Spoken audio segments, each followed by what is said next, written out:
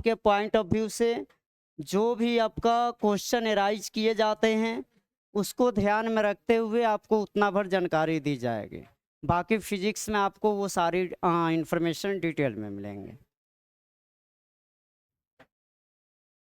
इनकी डिमेरिट की बात करें, इनकी लिमिटेशन की बात करें, तो इन्होंने एटम की जो स्टेबिलिटी होती है उनकी स्टेबिलिटी को नहीं बता पाया था। यानी एटम की स्टेबिलिटी को नहीं बता पाया, ऐसा क्यों? चूंकि जो भी इलेक्ट्रॉन होता है, इलेक्ट्रॉन के बारे में इन्होंने जो बोला था,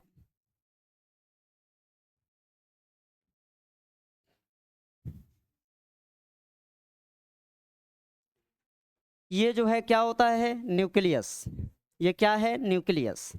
इन्होंने क्या बताया था कि इलेक्ट्रॉन जो रिवॉल्व करता है न्यूक्लियस के अराउंड रिवॉल्व करता है।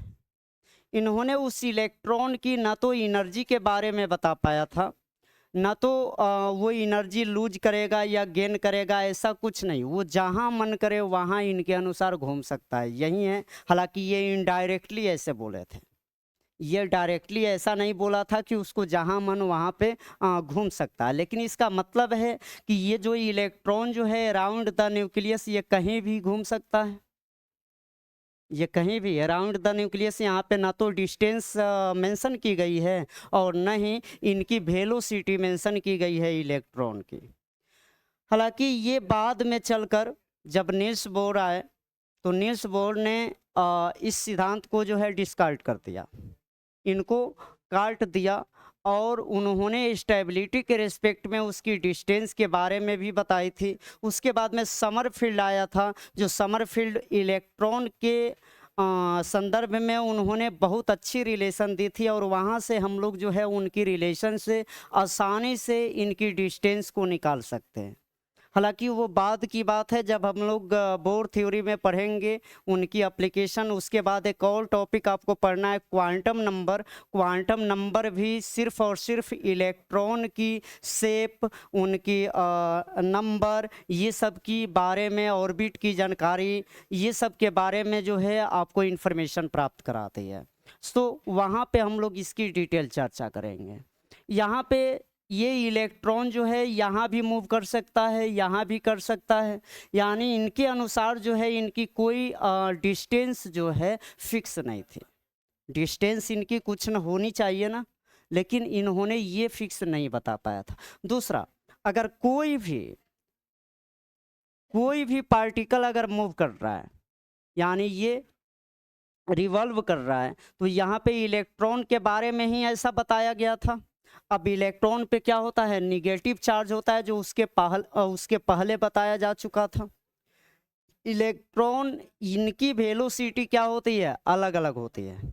जो ये इनके वेलोसिटी अलग अलग होती है, और कोई भी अगर चार्ज पार्टिकल जब रोटेशन में हो, जब वो रिवॉल्व कर रहा हो, जब वो घूम रहा हो, जब वो चक्रण कर रहा हो, तो वैसे कंडीशन में उनकी वेलोसिटी डायरेक्शन के साथ क्या होती है? चेंज होती है, जिसको हम लोग क्या बोलते हैं? एक्सीलरेशन। इसको हम लोग क्या बोलते हैं? एक्सीलरेशन। अब एक्सीलरेशन जो होती है यहाँ पे, ये एक वेक्टर क्वांटिटी होती है। फिजिक्स में पढ़े हैं ना? पढ़ लिए हैं, साथ दूसरा चैप्टर खत्म हो गया है आप लोग का। हाँ, तो वहाँ पे वेक्टर क्वांटिटी एक्सीलरेशन क्या बोलेंगे? जब change in velocity with respect to time, time के साथ जो वेलोसिटी क्या होती है? चेंज होती है। वो टाइम के साथ जो वेलोसिटी, डायरेक्शन के साथ साथ उनकी वेलोसिटी भी, जब डायरेक्शन चेंज होंगी तो उनकी वेलोसिटी भी क्या हो जाएंगी? चेंज हो जाएंगी। तो वैसे कंडीशन में यहाँ पे इलेक्ट्रोमैग्नेटिक वेव रेडिएशन लिया गया था। हालांकि इसकी बात अब तुरंत इसके बाद में करने वाले हैं। तो यहाँ पे इसकी जो है मूवमेंट जो है चेंज होने वाली है, उनकी वेलोसिटी भी चेंज होने वाली है डायरेक्शन के साथ। तो इसलिए इनकी स्टेबिलिटी एटम की नहीं रह पाई। और ये इसके बारे में जो है सेकंड मैक्सवेल साहब ने, according to Maxwell, electron revolve around the nucleus then it lose energy. यानी वो एनर्जी जो है क्या करेगा? कंटिन्यूअसली ये कंटिन्यूअसली जो है एनर्जी को लूज करेगा, और जब एनर्जी को लूज करेगा तो वो क्या पड़ जाएगा, कमज़ोर पड़ जाएगा। इलेक्ट्रॉन की एनर्जी जब कम होंगी तो वैसे कंडीशन में क्या हो जाएगा, वो कमज़ोर पड़ जाएंगे, वीक हो जाएंगे, और जब वीक होंगे तो इनके दुश्मन यहाँ पे बैठे हुए हैं उसको क्या कर लेंगे, अट्रैक्ट कर लेंगे। क्योंकि हम लोग फिजिक्स कंसेप्ट से क्या जानते हैं कि सेम चार्जेज के बीच में क्या होता है, रिपेल्ड होता है, रिपल्शन होता है, और अपोजिट चार्जेज के बीच में क्या होता है, अट्रैक्शन होता है। तो यहाँ पे इस कंसेप्ट से, इलेक्ट्रोमैग्नेटिक वेव रेडिएशन थ्योरी से या मैक्सवेल के द्वारा जो है यहाँ पे ये क्या है कि जब कोई भी चार्ज बॉडी या कोई भी पार्टिकल की बात करें, जब वो मूविंग करेगा तो उससे एनर्जी लॉस होंगी।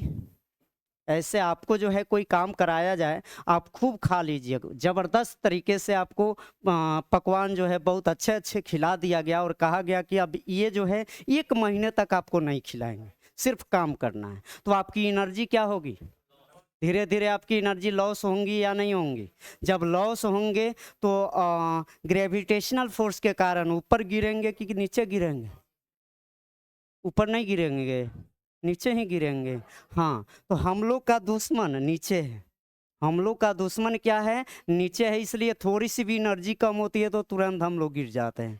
ठीक उसी प्रकार यहाँ पे कंटिन्यूअसली जब मूविंग करेगा, जब इलेक्ट्रॉन जो है कंटिन्यूअसली मूविंग करेगा तो ये एनर्जी को क्या करेगा, लॉस करेगा, और जब एनर्जी को लॉस करेगा तो एक समय आएगा कि वो इलेक्ट्रॉन जो है फॉल डाउन इन न्यूक्लियस, यानी वो किस में गिर जाएगा, न्यूक्लियस में गिर जाएगा, जिससे हमारी एटम क्या हो जाएगी, अनस्टेबल हो जाएगी।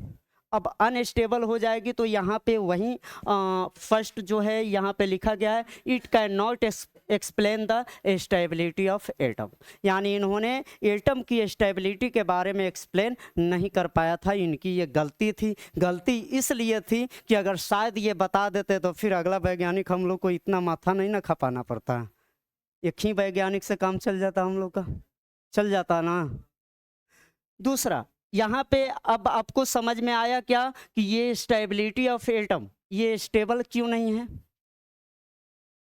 क्यों, चूंकि जो इन्होंने बताया था ना तो इसके एनर्जी के बारे में बताई, ना तो डिस्टेंस के बारे में बताया, ना तो उसके वेलोसिटी के बारे में बताया, सीधा बोला कि रिवॉल्व करता है। तो रिवॉल्व कितना डिस्टेंस पे करता है, रिवॉल्व जो है आप बैठ जाते हैं, कितना डिस्टेंस पे बैठे हुए हैं, आपकी भी डिस्टेंस फिक्स है, चूँकि एक बेंच पे जो है 3 ही बच्चे बैठे हैं ना, तो लगभग डिस्टेंस लगभग हाँ, आप लोग एक्सेप्शनल हैं, आप लोग एक्सेप्शनल हैं, बाकी में तो 3 ही हैं, तो हम बाकी का लेकर चलेंगे, आपको नहीं बाकी आप एक्सेप्शनल हैं।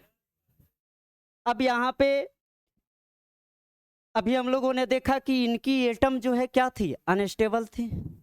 क्यों थी, तो जैसे जैसे कोई भी पार्टिकल जो है मूविंग करती है तो वो जो है एनर्जी को लॉस करता है। या किनके अनुसार, मैक्सवेल के अनुसार, मैक्सवेल के अनुसार एनर्जी क्या होती है, लॉस होती है, और जब एनर्जी लॉस होगी तो वो चार्ज पार्टिकल है और उनका दुश्मन भी चार्ज पार्टिकल एक बैठा हुआ है, थोड़ा भी अगर कमज़ोर पड़ेगा वो अटैक करेगा और निश्चित रूप से वो अट्रैक्ट कर लेगा, यानी वो गिर जाएगा कहाँ पे, तो न्यूक्लियस में, जिसके कारण हमारी एटम क्या हो जाएगी, अस्थायी हो जाएगी। जो कि इसके बारे में निराकरण कर इसको डिस्कार्ड कर जो नील्स बोर थे, नील्स बोर ने कुछ हद तक जो है ये सिद्धांत को जो है थोड़ा सा सुधार कर इनका समर्थन करते हुए, बाकी जो अल्फा स्कैटरिंग एक्सपेरिमेंट जो था उसका समर्थन करते हुए उन्होंने इसको आगे बढ़ाया था। उसके बाद आया था समरफील्ड, हालांकि शायद आपके सिलेबस में इसकी मेंशन नहीं की गई है। Next, it can not explain the distribution of electron in orbit, यानी ये भी एक्सप्लेन नहीं कर पाया कि ये तो बोल दिया कि आउटर जो न्यूक्लियस के नेवरिंग जो भी पार्ट है उसको इन्होंने तो सेल नाम रख दिया, सेल ऑर्बिट हम लोग बोलते हैं, क्योंकि सेकंड में इसी के इसी का मॉडल में हम सभी को ये मिला है। लेकिन जब ऑर्बिट इलेक्ट्रॉन जो है वो मूविंग करेगा तो वो जो ऑर्बिट कहलाएंगे या उसका सेल नाम रखा गया था, उसी का नाम सेल रखा गया। अब ये सेल जो है ये जरूरी नहीं है कि जिस सेल में, ये सेल में अगर 2 इलेक्ट्रॉन है तो इसमें भी 10 ही हो। ये जरूरी नहीं है कि यहाँ पे जितने भी बच्चे हैं आप सभी को खाने की क्षमता सेम हो, खाने की टेंडेंसी सबका सेम है। कोई 10 रोटी खाएगा तो कोई 20 खाएगा तो कोई 50 खाएगा तो कोई, अच्छा इतना नहीं खाते हैं आप लोग, इतना आप लोग नहीं खाते हैं। 2, आप लोग का तो जवाब मिलेगा 2, 2 से ज़्यादा नहीं मिलता है। क्या पता ये क्या साइंटिफिक रीजन है कि इन लोगों का 2 से ज़्यादा होता ही नहीं है।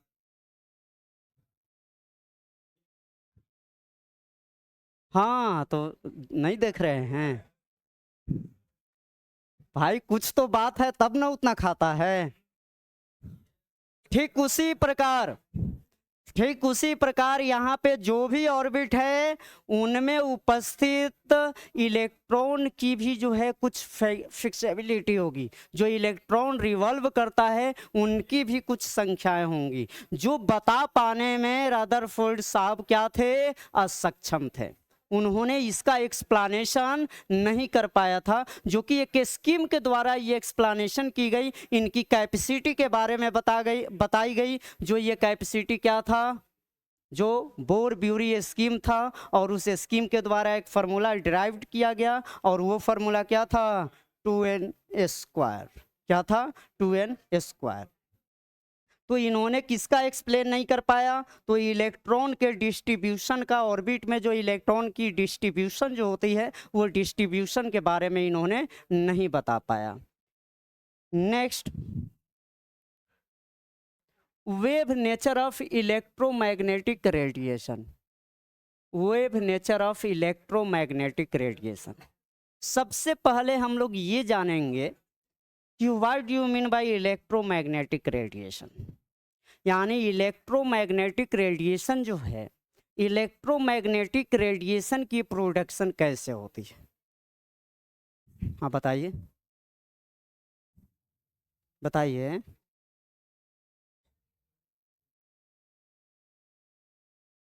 इलेक्ट्रोमैग्नेटिक रेडिएशन की प्रोडक्शन कैसे होगी, ये कहाँ पे उपस्थित हो सकते हैं इलेक्ट्रोमैग्नेटिक वेव, मैग्नेटिक फील्ड में। इसका मतलब है कि ये न्यूट्रल बॉडी पे कुछ ऐसा नहीं होगा, ये इफेक्ट नहीं देखने को मिलेगा। यानी वहाँ पे 2 तरह की घटनाएं देखने को मिलेगी।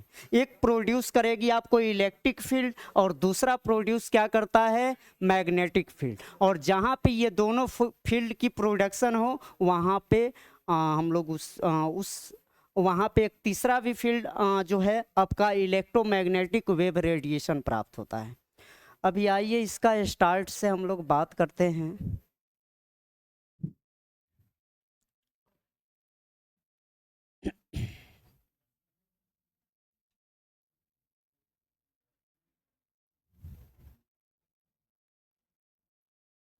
ये मान लीजिए कोई एटम है, ये कोई एटम है, ये इसका ऑर्बिट है, ये क्या है, ऑर्बिट है। अब जो ऑर्बिट जो है, ऑर्बिट में किसकी संभावनाएं होती हैं, इलेक्ट्रॉन की, इलेक्ट्रॉन की। अब इलेक्ट्रॉन अभी हम लोग ये मानकर चलेंगे कि इनकी स्टेबिलिटी है, इनकी संख्या, सब कुछ बता दी गई है। चूंकि इसके बाद में बोर्ड पढ़ना है हम लोग को, तो उसके बारे में हम बात करेंगे। अब यहाँ पे देखिए, इसमें इलेक्ट्रॉन, इलेक्ट्रॉन की मूवमेंट इस तरीके से कुछ होने वाली है।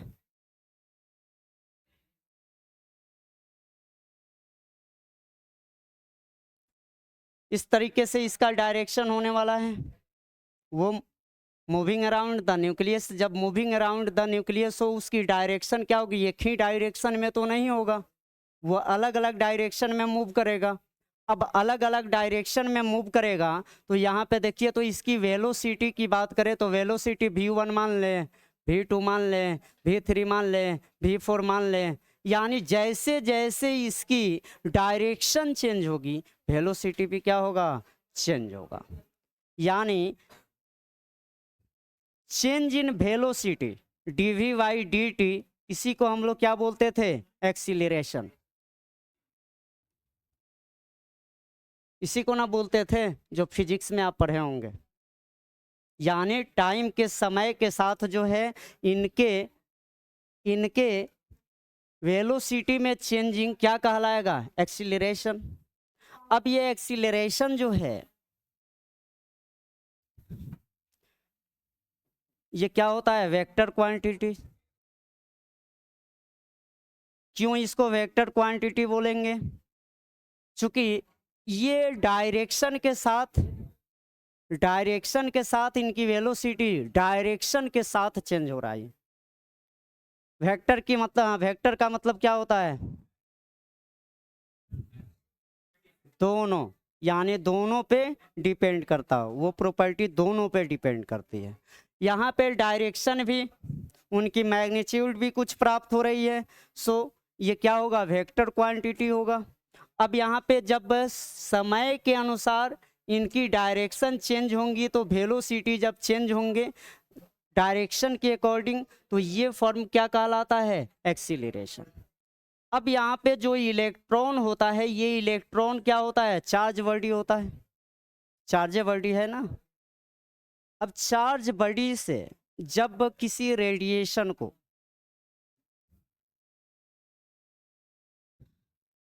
मैग्नेटिक फील्ड,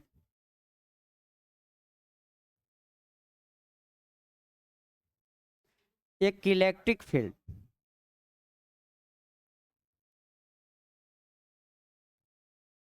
और मैग्नेटिक फील्ड, इलेक्ट्रिक फील्ड, जब ये प्रोड्यूस होगा तो एक तीसरा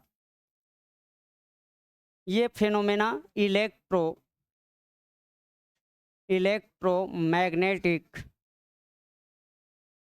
radiation.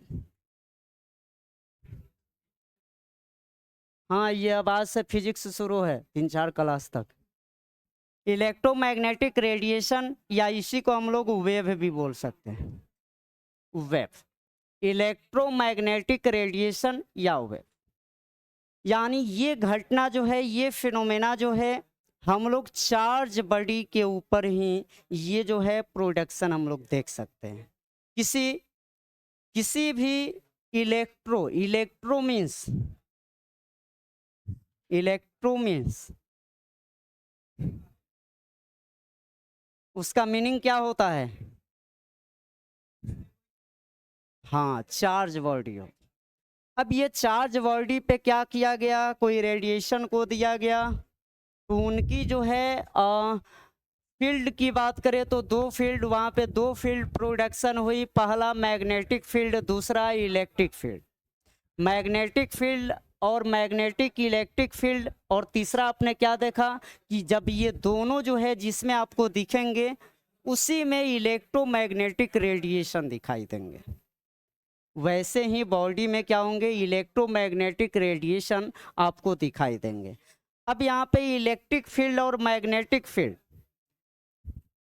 Nature of electromagnetic radiation, इनकी नेचर जो होता है ना, दो नेचर होता है इलेक्ट्रोमैग्नेटिक रेडिएशन की। अभी तक हम लोगों ने क्या बात किया कि जब कोई भी चार्ज पार्टिकल जो मूविंग करती है, उनकी डायरेक्शन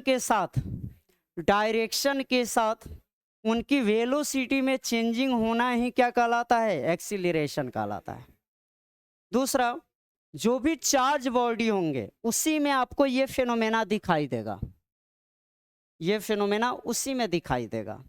और ये जो वेव जो होता है, वेव, इलेक्ट्रोमैग्नेटिक वेव और रेडिएशन, यानी इलेक्ट्रोमैग्नेटिक, किसी भी मैटर की बात करें तो मैटर की बिहेवियर दो तरह का होता है, एक on the basis of particle और एक क्या? वेव नेचर पे। यानी वेव नेचर और पार्टिकल नेचर कब बोलेंगे? वेव नेचर और पार्टिकल नेचर ये कब बोलेंगे? तो जैसा कि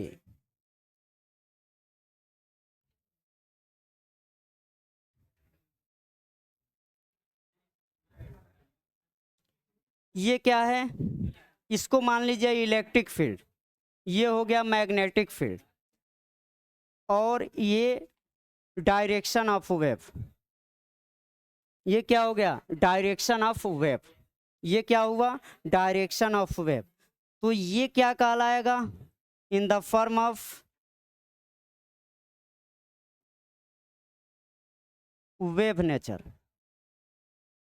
बट जब यही छोटे छोटे एनर्जी का रूप, जिसको हम लोग क्या नाम देते हैं, क्वांटा या फोटोन, नाम सुने होंगे, फोटोन या क्वांटा, वो स्मॉल पैकेट ऑफ एनर्जी होता है।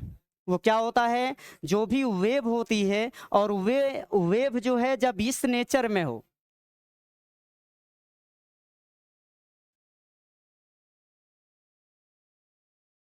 अगर उसका वेव का रेडिएशन इस तरीके से हो, छोटे छोटे एनर्जी का पैकेट हो, तो ये फॉर्म क्या कहलाता है, ये फॉर्म जो है पार्टिकल नेचर कहलाता है।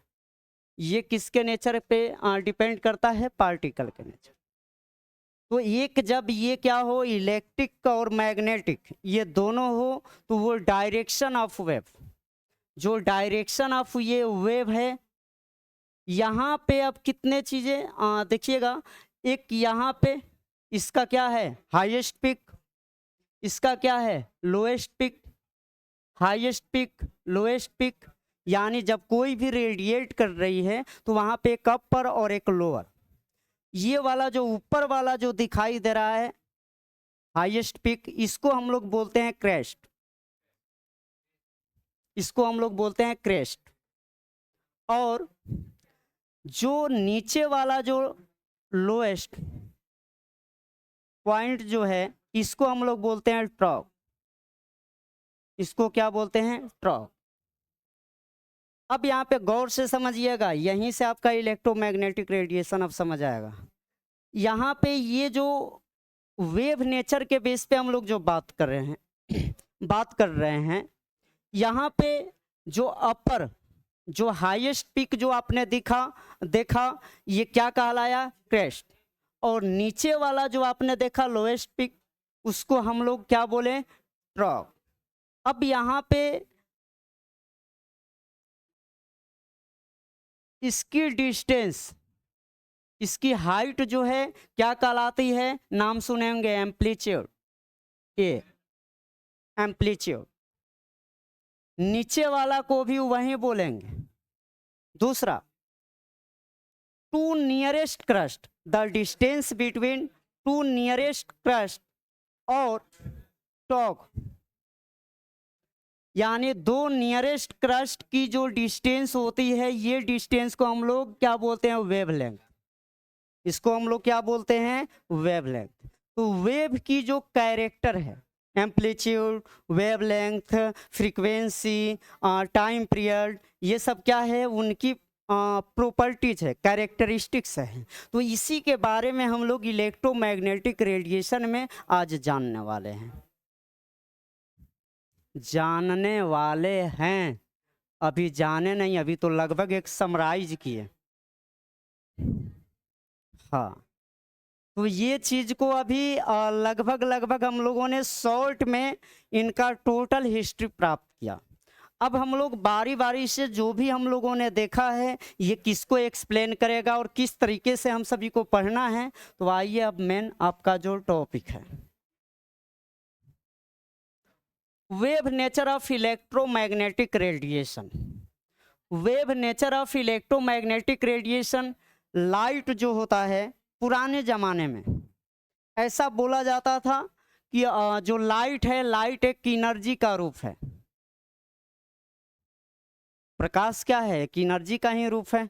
विश्वास नहीं है, विश्वास नहीं है, नहीं है। तो गर्मी के दिन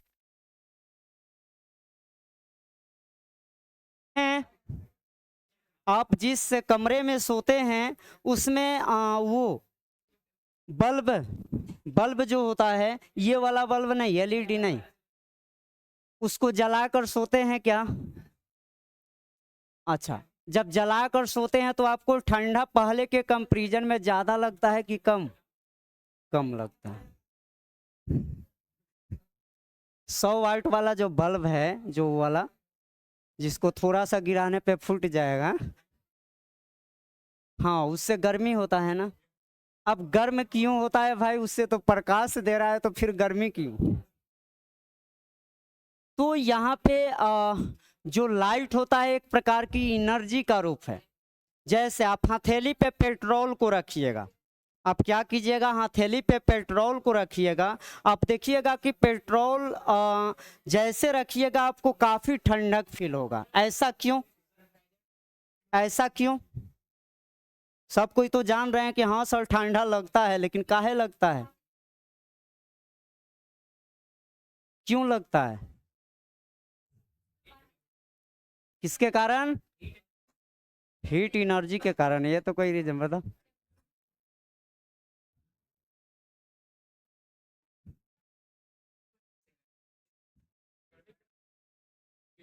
गर्मी लगता है कि ठंडा लगता है?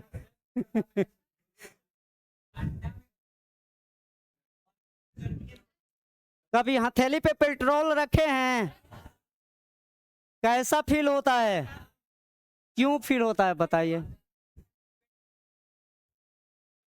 इवेपोरेशन। अच्छा, देखिए वो ठंडा लगा इवेपोरेशन, कपड़ा भीगा हुआ है जल्दी सूख गया इवेपोरेशन, पानी गर्म है ठंडा हो गया इवेपोरेशन। भाई सबका आंसर तो इवेपोरेशन ही है, बट कैसे समझाएंगे सामने वाला को? हम समझाएंगे।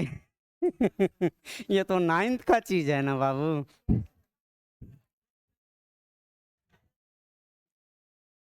देखिए वहां पे होता क्या है, जो पेट्रोल होता है, पेट्रोल किस नेचर, उसकी नेचर क्या होती है, वो वोलाटिलिटी नेचर का होता है।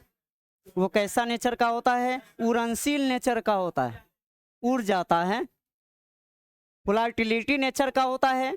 अब वो वोलाटिलिटी नेचर के होने के कारण जैसे हम लोग हथेली पे रखते हैं, जिस सरफेस पे, ऐसा तो नहीं है कि आप हथेली पे रखिएगा तो आपका दिमाग ठंडा हो जाएगा, ऐसा होता है? नहीं होता है। क्यों? आप हथेली पे रखिएगा, हथेली ही आपको वहीं पे फीलिंग होगा, ये नहीं कि आपको जो है पूरे बॉडी में फील होगा। ऐसा इसलिए कि जिस सरफेस पे वो पड़ता है, वो वोलाटिलिटी नेचर के होने के कारण जो है वहाँ की एनर्जी को जो है आपकी जिस सरफेस पे पड़ा हुआ है वहाँ की एनर्जी को एब्जर्व कर लेता है, और वो क्या कर लेता है, इवेपोरेट कर देता है, जिसके कारण आपकी वहाँ की एनर्जी तो गायब हो गई ना। एनर्जी जब बॉडी में कम हो तो ठंडे लगेगा ना, इसलिए आपको ठंडक फील होता है तो इवेपोरेशन ही है ये इवेपोरेशन। लेकिन मेन इसकी रीजन क्या है, आपकी जो वहाँ की एनर्जी है वो एब्जर्व कर उसे इवेपोरेट कर देता है, जिसके कारण वहाँ पे ठंडक फील होता है। ऐसा तो नहीं है कि रखिएगा हथेली पे आप पूरा बॉडी जो है आपका ठंडा हो जाएगा, ऐसा तो नहीं ना है। तो फिर इवेपोरेशन अगर होता तो ये इवेपोरेशन तो है ही, लेकिन वो पूरे बॉडी का इवेपोरेशन तो नहीं कर रहा है, इसलिए हमको सिर्फ वहीं उस हाँ तो हाथ का रखे हैं, वहीं तक रहेगा, बिल्कुल रहेगा, बिल्कुल रहेगा। एक तार को थोड़ा काटो तो नहीं करना है। इसको इफेक्ट वहीं तक पड़ने वाला है, चाहे कोई भी बॉडी हो, इसको इफेक्ट वहीं तक पड़ने वाला है। आज यहाँ पे एक्सपेरिमेंट नहीं करना है, यहाँ पे नहीं, कैंपस के अंदर नहीं, आप रूम पे जाइएगा तो मस्ती से ये एक्सपेरिमेंट कीजिएगा, तार को काट करके देखते हैं कैसे आपके बॉडी में जो है। नहीं, मुंह में रखने की जरूरत नहीं है, बस हाथ से पकड़ लीजिएगा ना, आपको सिर्फ हाथ में फील हो रहा है कि कहाँ फील हो रहा है पता चल जाएगा। चलिए यहाँ पे ये क्या है, एक एनर्जी का रूफ है, ये किसके द्वारा, तो ह्यूटन नहीं, न्यूटन के द्वारा, न्यूटन और करपस्कल,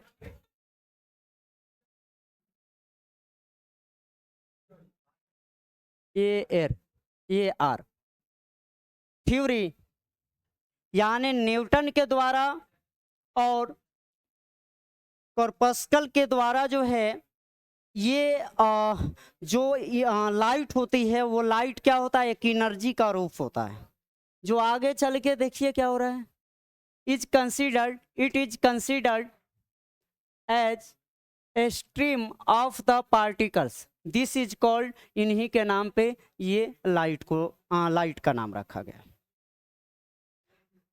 हालांकि ये तो आप बचपन से ही जानते होंगे, चूंकि लाइट के पास आपको ठंडा लगती है, तुरंत आग जलाते हैं, एकदम फिट हो जाते हैं। क्यों? क्योंकि आपके शरीर में कुट कुट कर एनर्जी भर जाती है, तभी ना। हाँ, कुट कुट कर मतलब वो छोटे छोटे पैकेट ऑफ एनर्जी, यही मैक्सवेल रेडिएशन थ्योरी वहाँ पे यही काम करता है ना। अब यहाँ पे दिस थ्योरी, क्या करें,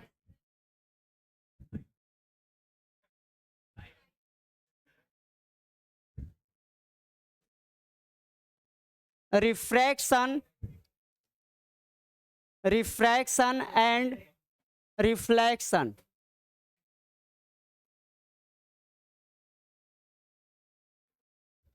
ये जो है दिस थ्योरी कुल एक्सप्लेन रिफ्रैक्शन एंड रिफ्लेक्शन, ये दोनों को जो है ये क्या करता है, एक्सप्लेन करता है। बट किसको एक्सप्लेन नहीं कर पाता है? तो यहाँ पे देखिए, but it could not explain diffraction and interference. ये भी diffraction and interference, electromagnetic radiation जो है किसको एक्सप्लेन कर पाता है, यहां से क्वेश्चन आपका पूछा जाएगा। तो एक पहला किसको, तो रिफ्रैक्शन को, और दूसरा किसको, तो रिफ्लेक्शन को। ये दो को ये क्या कर पाता है, एक्सप्लेन कर पाता है। बाकी किसको एक्सप्लेन नहीं कर पाता, इसी का रिवर्स। तो यहां पे क्या हो जाएगा, डिफ्रैक्शन और इंटरफेरेंस, ये दो नेचर को जो है ये एक्सप्लेन कर पाने में सक्षम नहीं होता है। It will be discussed bye किसके द्वारा, तो मैक्सवेल वेव थ्योरी के द्वारा। अब मैक्सवेल वेव थ्योरी क्या है, जो कि हम लोगों ने थोड़ा देर पहले इसके बारे में बात किया है। मैक्सवेल वेव थ्योरी यानी इलेक्ट्रोमैग्नेटिक रेडिएशन, ये कब संभव है, तो इतना दिमाग में रख लीजिए कि इलेक्ट्रोमैग्नेटिक रेडिएशन या वेव जो है ये कभी भी संभव है चार्ज बॉडी में। कब? जब वो इलेक्ट्रिक फील्ड का प्रोडक्शन करेगा, मैग्नेटिक फील्ड का प्रोडक्शन करेगा, तभी जो है ये बन पाएगा, तभी ये जो है फिनोमेना उसमें दिख पाएगा। जो ये मुख्य रूप से किसको एक्सप्लेन करता है, तो ये मुख्य रूप से किसको एक्सप्लेन कर रहा है, रिफ्रैक्शन को और रिफ्लेक्शन को। ये काफी इंपॉर्टेंट है, इसको आपको याद रखना होगा। और किसको एक्सप्लेन नहीं कर पाता है, तो डिफ्रैक्शन को और इंटरफेरेंस को। ये भी इनकी नेचर ही है, जो ये दोनों को ये एक्सप्लेन नहीं कर पाता। ये कब पता चला, जब मैक्सवेल साहब ने वेव थ्योरी दिया था, तब पता चला। अब यहाँ पे मैक्सवेल वेव थ्योरी, इनके द्वारा तो हम लोगों ने ये पता लगाया, बट आखिर मैक्सवेल वेव थ्योरी है क्या, पहले ये जानेंगे ना, उसके बाद जो है हम सभी को पता चलेगा कि आखिर इन्होंने ऐसा क्यों कहा कि वो जो है एक्सप्लेन नहीं कर पा रहा है। तो आइए देखते हैं।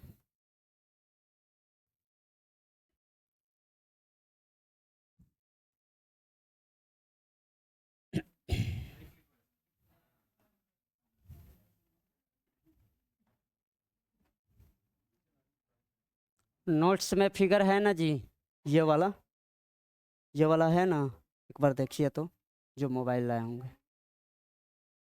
हाँ, तो अच्छी बात है, इसलिए कि अब लाइव तो है नहीं। देखिए इसका मतलब क्या हुआ, अभी थोड़ा देर पहले हमने जो है इसका स्ट्रक्चर बनाया था। जब कोई भी पार्टिकल बॉडी हो, जब कोई भी पार्टिकल बॉडी हो, तो वहां पे जब लाइट दीजिएगा तो वो क्या होगा, वो जो है दो फील्ड को जो है प्रोड्यूस करता है, एक मैग्नेटिक फील्ड और दूसरा इलेक्ट्रिक फील्ड, इलेक्ट्रिक फील्ड। अब मैग्नेटिक फील्ड, इलेक्ट्रिक फील्ड, और ये दोनों जब फील्ड दिखाई देंगे तो तीसरा इलेक्ट्रोमैग्नेटिक, ये घटना इलेक्ट्रोमैग्नेटिक फील्ड। अब इलेक्ट्रोमैग्नेटिक फील्ड वेव या रेडिएशन, अब वेव के बेस पे अगर देखें तो हम लोगों ने क्या देखा था कि इलेक्ट्रिक फील्ड और मैग्नेटिक फील्ड, ये जो है क्या होगा, मान लीजिए कि ये जो है हमने मैग्नेटिक फील्ड ले लिया, एक हमने ले लिया इलेक्ट्रिक फील्ड ले लिया, और एक ये जो है डायरेक्शन ऑफ वेव ले लिया। अब ये कैसे करेगा, यहाँ पे जो है ये रेडिएट होगा इस प्रकार से,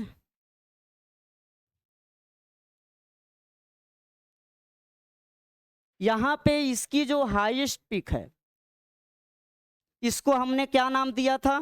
क्रेस्ट। यानी इसका नाम क्या है? क्रेस्ट। क्या नाम है? क्रेस्ट। नीचे वाला जो दिखाई दे रहा है दिफ्त, इसको क्या बोलते हैं बताइए? ट्रॉप। ट्रॉप। ये भी वहीं कहलाएगा,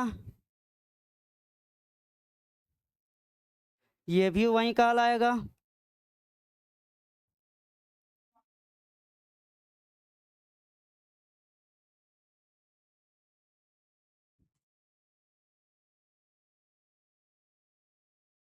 ट्रॉप। अब यहाँ पे जो इनकी जो टोटल हाइट है, जो इनकी टोटल हाइट है, ये टोटल हाइट को हम लोग क्या बोलेंगे? ये टोटल डिस्टेंस को क्या बोलेंगे? एम्पलीट्यूड। इसको क्या बोलते हैं? Amplitude. Two nearest crest, the distance between two nearest crust,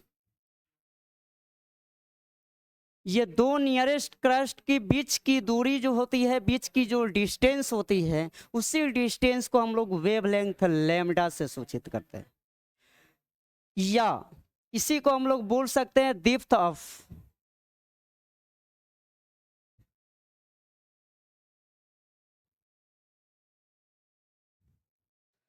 चाहे ट्रॉक बोलिए या आप क्रस्ट बोलिए, ये दोनों की बीच की जो टोटल डिस्टेंस होगी। लेकिन ये क्या कंडीशन होना चाहिए? अब ऐसा नहीं कि ये वाला लेंगे बीच वाला छोड़कर यहाँ वाला लेंगे तो ये लैम्डा कहलाएगा, ऐसा नहीं। टू नियरेस्ट क्रस्ट लेना होगा या तो टू नियरेस्ट टॉग लेना पड़ेगा। नियरेस्ट का मतलब यानी इसके बगल वाले, नियर का मतलब इनके बगल वाले। यहाँ से यहाँ की बीच की डिस्टेंस या यहाँ से यहाँ की बीच की डिस्टेंस, ये वाला डिस्टेंस नहीं, यहाँ से यहाँ तक की या यहाँ से यहाँ तक की बीच की डिस्टेंस क्या कहलाएंगी? वेवलेंथ कहलाएंगे, जिसको हम लोग लैम्डा से रिप्रेजेंट करते हैं, लैम्डा। अब यहाँ पे देखिए इसकी this theory was given by Maxwell. ये थ्योरी को जो है देने वाले जो वैज्ञानिक थे उनका नाम क्या था? मैक्सवेल। इस थ्योरी के अनुसार अगर हम लोग बात करें तो जो इलेक्ट्रोमैग्नेटिक रेडिएशन जो होता है, electromagnetic, light is transmitted in electromagnetic radiation, an electromagnetic wave is characterized by six parameter. ये 6 पैरामीटर द्वारा जो है हम लोग इसकी कैरेक्टराइज्ड को रिप्रेजेंट करते हैं। जो पहला है वेवलेंथ, दूसरा है फ्रीक्वेंसी। वेवलेंथ को हम लोग किससे रिप्रेजेंट करते हैं? लैम्डा। फ्रीक्वेंसी को किससे रिप्रेजेंट करते हैं? बोलो ना। New. New new new NUE। Time period को T से, वेलोसिटी को V और C, एम्पलीट्यूड को स्मॉल a, और एटॉमिक नंबर है, वहाँ वेव नंबर है म्यू बार। इसको म्यू बार या न्यू बार से हम लोग रिप्रेजेंट करते हैं। ये आपका 5 जो है 6 जो है आपका ये क्या है? इनकी वेव की कैरेक्टर है, जो कि हम लोगों ने इसमें लगभग 3 के बारे में तो जान ही गए, जो आपको सिर्फ इस पे शॉर्ट नोट पूछा जाता है, इसका शॉर्ट नोट इस पे पूछा जाता है। बाकी इसका रिलेशन एक मिलेगा फ्रीक्वेंसी का, एक वेलोसिटी का। इनके रिलेशन से आपका न्यूमेरिकल अगले क्लास से स्टार्ट हो जाएगा इसी बेस पे।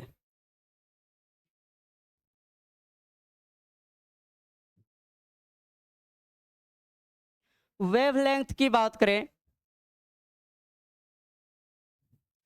तो देखिए क्रस्ट टू नियरेस्ट क्रस्ट और टू नियरेस्ट ट्रॉक, कि जो डिस्टेंस है उसी डिस्टेंस को हम लोग क्या बोलते हैं, वेवलेंथ बोलते हैं। क्या बोलते हैं, wavelength.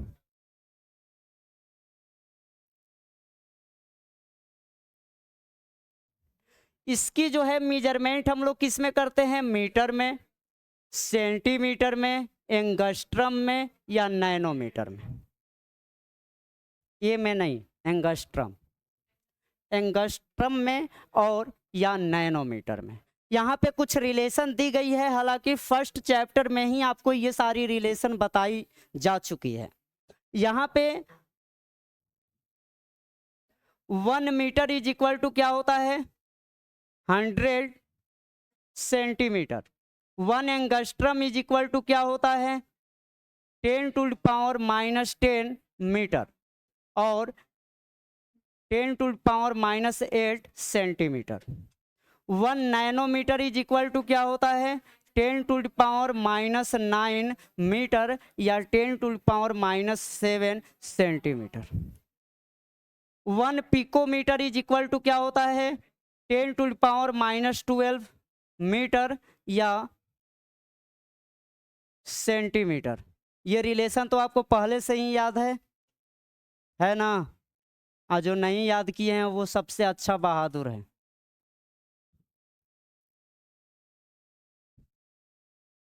It can be represented as lambda. इसको हम लोग रिप्रेजेंट किससे करते हैं, लैम्डा से। फ्रीक्वेंसी, फ्रीक्वेंसी को हम लोग किससे रिप्रेजेंट करते हैं, न्यू से। इसको किससे रिप्रेजेंट किया जाता है, न्यू से। It can be represented by new. जो इसका सिंबल क्या है, भी का जो है ना थोड़ा सा टेढ़ा कर दीजिएगा और उस नीचे वाला पोर्शन भी टेढ़ा कर दीजिएगा, न्यू हो जाएगा। ये नहीं, ये तीर ये गलत है, ये टोटल को ये देना चाहिए था। Number of waves pass through a particular point in 1 second. यानी जो भी वेव जो है, क्या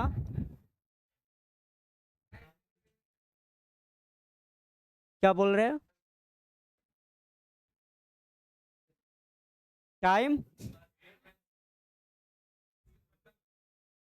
हाँ आगे रिलेशन बताएंगे उसका। आगे रिलेशन जो है इसका इलेक्ट्रोमैग्नेटिक रेडिएशन 4 वे में, अभी इसका जब ड्यूअल नेचर ऑफ बिहेवियर आएगा वहाँ पे सारा एक्सप्लेनेशन इसका मिलेगा। वहाँ पे इतना थ्योरी मिलेगा कि फार्मूला में कंफ्यूज कर जाइएगा, क्योंकि यही 5 परेशान करेगा आपको। ये रिप्रेजेंटेशन, चूँकि भी आप ये भी कहीं दिखाई देगा आपको, वेलोसिटी भी लगभग ऐसा ही दिखाई देगा, उसके बाद में आपका वेव नंबर भी ऐसा ही दिखाई देता है, आपको कंफ्यूज करके रख देगा। इसलिए हम यहाँ पे भी नहीं, वेलोसिटी को हम सी से ही रिप्रेजेंट करेंगे ताकि आपको दिक्कत ना हो। तो ये जो है एक बार बहुत